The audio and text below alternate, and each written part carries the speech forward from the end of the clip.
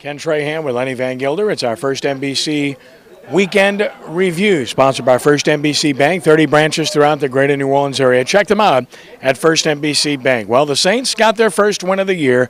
Sean Payton was in the house. Maybe that was a good luck charm.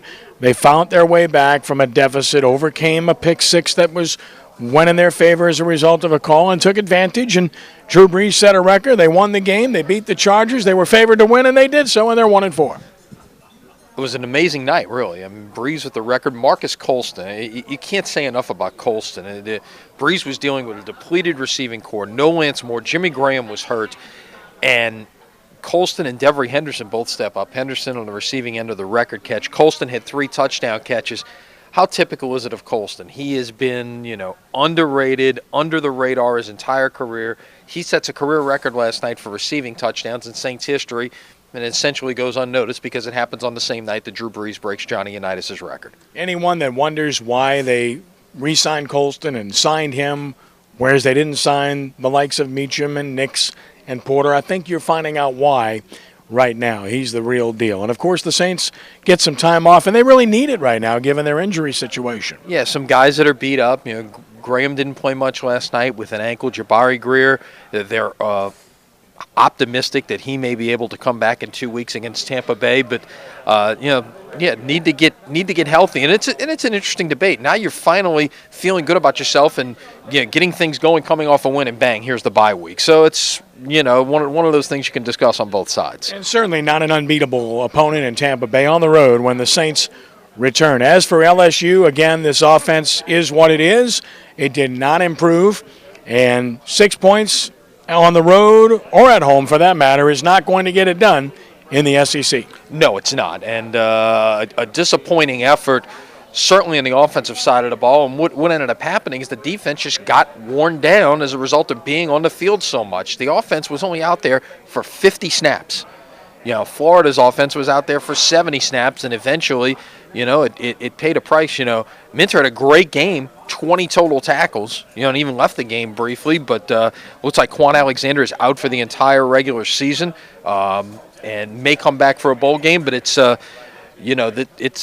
the first of 5 very tough games in a row for LSU, and clearly the ship needs to get righted a little bit in Baton Rouge with South Carolina coming to town, A&M, Alabama, Mississippi State, the next 4 games. Yeah, this is a team bereft of difference makers offensively. I've been saying it since before the season started, and nothing defined this team more than when they get a turnover in the red zone, 1st and goal inside the 5, and they cannot score a touchdown, and try to resort to a trick play to finally score a touchdown, which, of course, did not work. This is really the line of demarcation for LSU, South Carolina, because if they don't win this game, they're a lower-tier SEC, middle-of-the-pack bowl team. If they win it, they're still in the hunt. Well, it's as I wrote on Saturday night.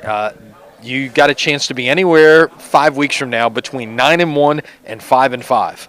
And it could really fall anywhere in that gap. It could be all the way up. You run the table in these next 4 games and get to 9-1, and suddenly you're in the hunt for a national championship again.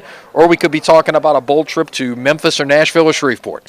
Without a doubt. As for Tulane, more of the same. They got hammered at Louisiana Lafayette. Really no surprise. And, there just isn't much to say. They're outmanned. They really don't have a chance in these games they're competing in. SMU this week, maybe get their quarterback back, and certainly their quarterback makes a big difference, Ryan Griffin. I think it will, but it is just one player. But I think it would make a difference starting to get Arlene's Darkwa a little more into the flow after he didn't play the first 3 games. He saw the most action he's seen last Saturday. And as you start to get a little healthier, who knows?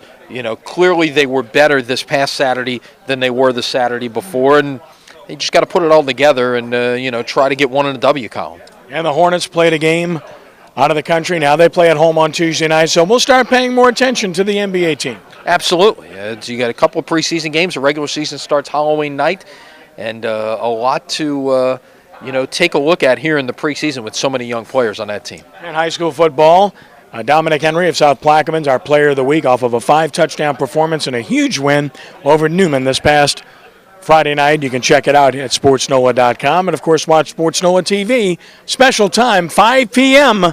Monday night. That's 5 p.m. tonight on Sports Nola TV, WHNO Channel 20. We hope you will. Lenny, have a great day. All right, we'll see you later this week. All right, Dan, for Lenny Vangilder, I'm Ken Trahan for SportsNola.com. God bless you.